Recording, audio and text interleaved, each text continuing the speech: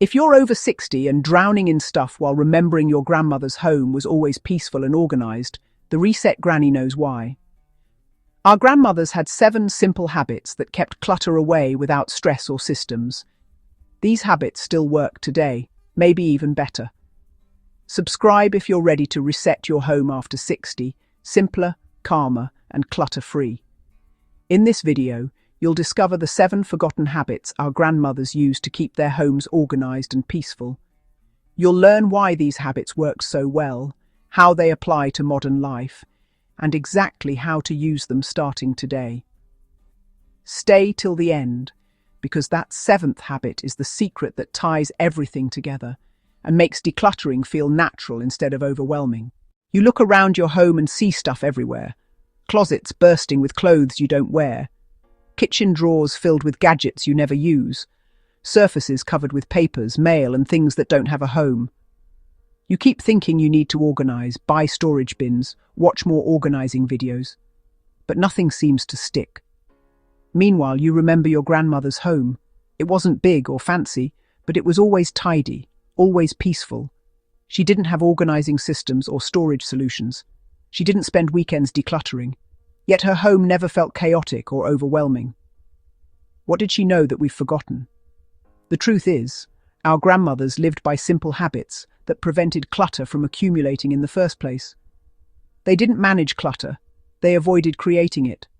And in our modern world of abundance and consumption, we've lost these practical, powerful habits. Let me tell you about Josephine. She came to me last fall, completely overwhelmed by her home. Every room had piles. Every closet was packed, every drawer was stuffed. She'd tried organizing systems, bought storage containers, even hired a professional organizer once. Nothing lasted more than a few weeks before the clutter crept back. Josephine told me something that broke my heart. She said she felt like a failure because her own grandmother had kept a beautiful, peaceful home with 8 children and far less money, while she couldn't manage her own small house. That's when I asked her about her grandmother's habits. As Josephine talked, something clicked. Her grandmother didn't fight clutter, she simply lived in a way that prevented it. She had routines, boundaries, and a mindset that modern life had trained Josephine to forget. That conversation changed everything for her, and it might change everything for you too. Habit number 1. 1 in, 1 out. Our grandmothers understood something fundamental. Space is finite. When they brought something new into the home, something old had to leave. This wasn't a rule they consciously followed, it was simply how they lived. They didn't have unlimited storage or the idea that you could just keep accumulating. How this works today: before you buy or accept anything new, identify what will leave to make room for it. New blouse? An old one goes to donation. New kitchen gadget? An unused one leaves. New book? Finish and pass along an old one. This habit alone prevents the endless accumulation that creates clutter.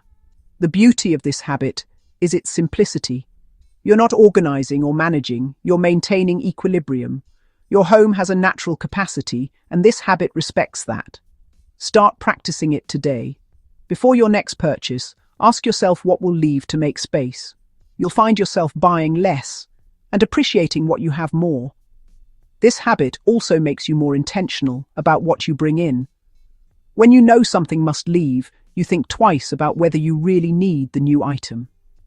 It creates a natural filter that our consumer culture actively works against. Think about it this way. Your grandmother didn't have a closet bursting with clothes because every time she got something new, she evaluated what she already had. She didn't keep clothes she never wore just because they were still good. She passed them along to make room for what she actually used. This habit works for everything. Kitchen items, books, decorations, even papers and documents. The rule is simple and powerful. 1 thing in means 1 thing out, no exceptions. This maintains balance and prevents the gradual creep of clutter that overwhelms so many homes. Start today with your next purchase or gift. Before it enters your home, decide what leaves. Make this non-negotiable. Within weeks, you'll notice your spaces feel more manageable. Within months, you'll have broken the accumulation cycle that creates clutter in the first place. Habit number 2. Everything has a home. 1 thing. our grandmothers mastered was the quiet power of giving every single item a place to belong. Not because they were rigid or overly tidy, but because it made life smoother. When something had a home, life flowed. When it didn't, clutter crept in. Items ended up on tables, chairs, countertops, and suddenly the whole space felt heavy and chaotic. This habit still works beautifully today. Assign a clear home to every item you use. Your kitchen scissors always return to the same drawer. The mail has a basket or tray. Keys hang on a designated hook. Your reading glasses live on the nightstand or in a small dish. When an item doesn't have a clear home, that's your sign. Either create one or consider whether you truly need that item at all. What makes this habit so powerful is how it removes unnecessary decisions. You never waste mental energy asking, where does this go? Or where did I put that? Instead, your home becomes a calm, predictable rhythm. Things return to their spots naturally, and you regain minutes of your day, not through cleaning, but through clarity. Start small. Pick one category that frustrates you most. Maybe it's papers that seem to multiply. Maybe it's the remote controls, chargers, or keys that keep disappearing. Create simple, obvious homes for those items and make it a personal rule. They always go back to that spot. Within days, you'll feel the difference. Within weeks, the entire atmosphere of your home shifts. Our grandmothers didn't rely on high-end organizers or matching bins. They used shelves, drawers, hooks, and baskets they already had. The magic wasn't in the tools, it was in the commitment to consistency. That same simplicity can work in your life today. When everything has a home, your space becomes calmer, your mind clearer, and your daily routines easier. It's a small habit with a deeply comforting reward. Habit number 3, deal with it now. One of the quiet strengths our grandmothers had was their ability to handle things in the moment. They didn't allow tasks to snowball into stress. Dishes were washed right after meals. Mail was opened the same day it arrived. Laundry was folded before it became a mountain. It wasn't about perfection. It was about preventing tomorrow's burdens by handling today's small tasks. Today, this same habit can transform your home and your peace of mind.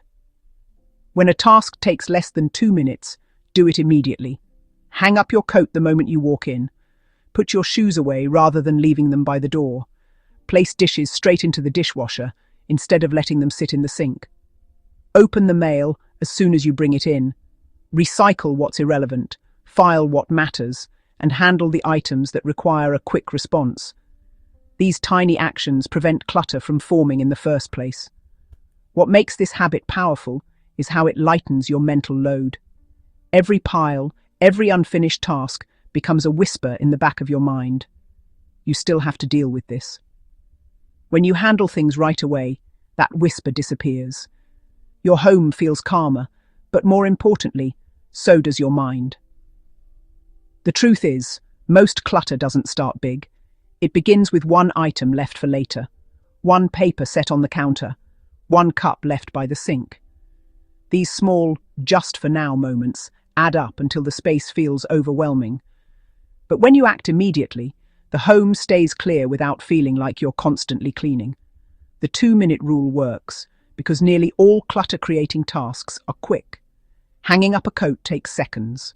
Sorting mail takes a minute. Wiping a counter takes less than a moment. Doing them now saves you hours of tidying later. Start noticing the moments when you set something down with the intention of dealing with it later. That's the precise moment clutter is created. Pause, breathe, and ask yourself, can I handle this right now? Most of the time, the answer is yes.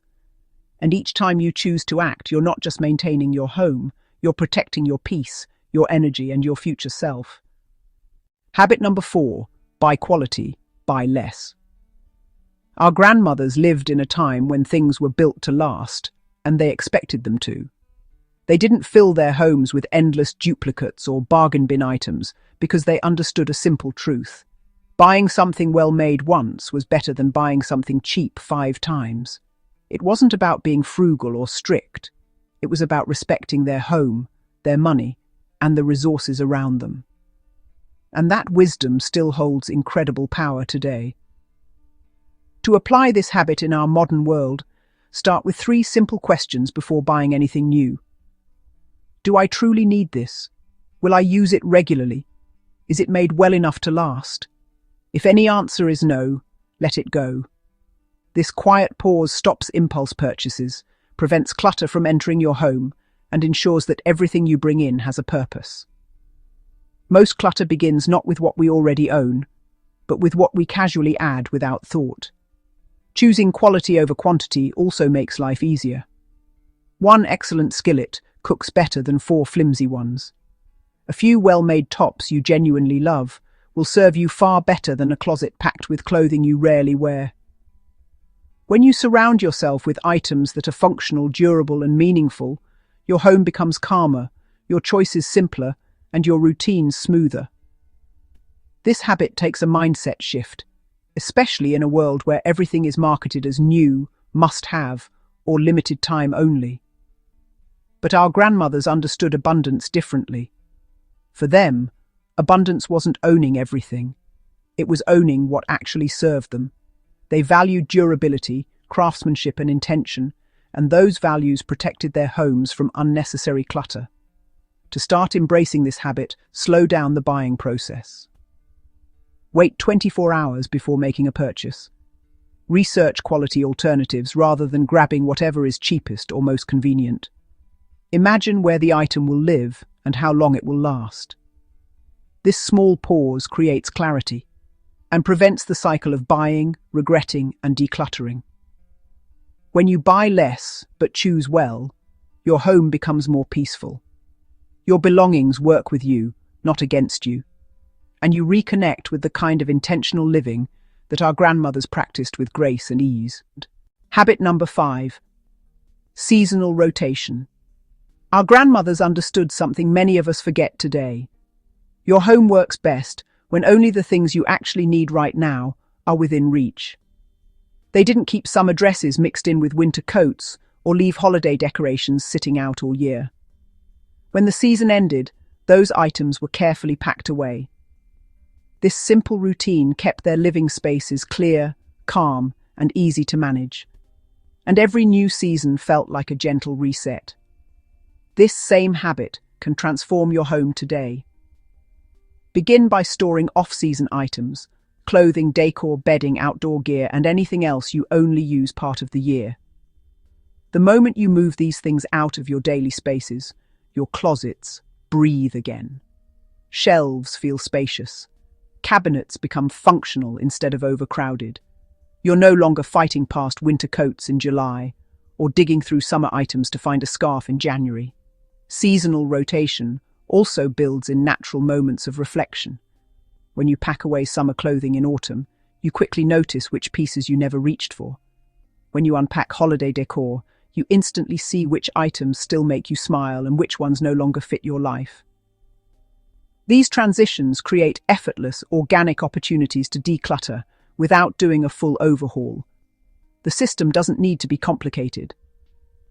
A few simple bins or bags labeled by season work beautifully.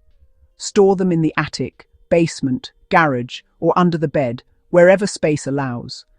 What matters is accessibility during the current season and restfulness for everything else. Your home becomes more functional because only the essentials are in your daily path. The beauty of this habit is that it makes your space feel bigger without discarding anything. It reduces visual noise, eases decision-making, and simplifies getting dressed, decorating, and organizing. Start with your clothing this season, and once you feel the relief of having less in your active spaces, expand to other areas. Soon, your home will feel more peaceful, season by season, shift by shift, just like the homes our grandmothers kept with such quiet wisdom. Habit number 6. Weekly reset. Our grandmothers lived by rhythms, gentle routines that created order without stress. Monday might have been for laundry, Thursday for linens, Saturday for tidying. These weren't rigid rules, they were steady habits that kept the home peaceful. They didn't scrub or deep clean every day. Instead, they practiced small, regular maintenance that stopped messes from ever becoming overwhelming. Their secret wasn't working harder. It was working consistently. You can bring that same calm into your home today with a simple weekly reset. Choose one day each week to walk through your living spaces with intention. Return items to where they belong. Clear off surfaces that collected mail, cups, or keys. Fold the blanket on the couch, straighten a shelf, give counters a quick wipe, and handle any small piles that popped up during the week. This isn't deep cleaning, it's gentle upkeep that keeps clutter from taking over. A weekly reset usually takes 30 minutes to an hour, far less time than tackling weeks of accumulated mess. Think of it like preventive care for your home. Just as consistent health habits protect your body, consistent home habits protect your space. Small, regular actions prevent big problems, saving you time, stress, and energy. This rhythm also brings mental clarity. When you know you have a reset day, you stop feeling pressure to tidy constantly. The rest of the week, you simply maintain lightly, putting things back after use, rinsing dishes, doing a quick sweep. Then, when reset day arrives, everything feels manageable and quick. Choose a day that fits your life. Some people love a Sunday reset to begin the week with a fresh environment. Others prefer Friday, so the weekend feels relaxing the moment it begins. There's no right day, only the day that supports your rhythm. After a few weeks, this habit becomes second nature. You'll feel the shift. Your home stays consistently peaceful, your mind feels clearer, and that familiar grandmotherly sense of calm begins to settle into your daily life. Habit number 7. Use it or lose it. Our grandmothers had a simple rule. If something wasn't being used, it didn't stay. This wasn't about minimalism or aesthetics. It was pure practicality. Storage was limited, money was earned with effort, and every item had to earn its place. If a coat wasn't worn, if a tool wasn't used, if a dish stayed at the back of the cupboard for a year, it was given away. Not out of coldness, but out of wisdom. An unused item was taking up space that a useful one needed. Today, this habit matters more than ever. We live in a world of cheap, fast purchases and endless someday thinking. We keep clothes waiting for the perfect occasion, gadgets saved for rare moments, and items tucked away just in case. But these objects sit silently, crowding closets, overwhelming shelves, and stealing the clarity that comes from simplicity. The truth is, if you haven't used something in a year, it's not serving your life. It's weighing it down. Start small and with honesty. Choose one category: kitchen gadgets, makeup, towels, shoes, or books. Lay everything out. Which items have actually been used in the past 12 months? Most people are shocked at how few things get real, consistent use. Anything that hasn't served you recently probably never will. Letting go doesn't mean waste. It means allowing that item to finally fulfill its purpose in someone else's life. As you move through categories, you'll feel a shift. Drawers close easily. Shelves breathe. Closets feel peaceful instead of stressful. You find what you need quickly because unused items no longer hide the useful ones. You reclaim space, not just physical space, but mental space too. The freedom that comes from releasing unused items is powerful. It teaches you to live in your current life, not in a future fantasy or a past version of yourself. It aligns your home with who you are today. And in many ways, this habit ties all the others together: clarity, intention, simplicity, and peace. Let go of what no longer serves you. Keep only what supports the life you're actually living. Your grandmother knew this is where true order begins. Grandma's real secret wasn't the habits, it was the mindset. When Josephine applied them, her home cleared, but she changed too. She stopped buying to feel better, stopped keeping things out of guilt, and chose peace over possessions. Our grandmothers knew things are tools, not identity. True abundance is owning only what supports your life today. 6 months later, Josephine's home felt calm and spacious. No perfection, just peace. But the biggest shift was in her. lighter, clearer, more present. She realized it wasn't about systems or storage, but letting go of what she didn't need. Granny's truth remains timeless. Clutter fades when we live intentionally and keep only what truly supports our life. A peaceful home isn't luck, it's consistent habits. Start with just one this week and watch how your space and mindset shift. Then add another. Small steps create big calm. If this reminded you of wisdom we've all forgotten, like, share, and subscribe. And join our community. Granny has plenty more to teach about living simply and well.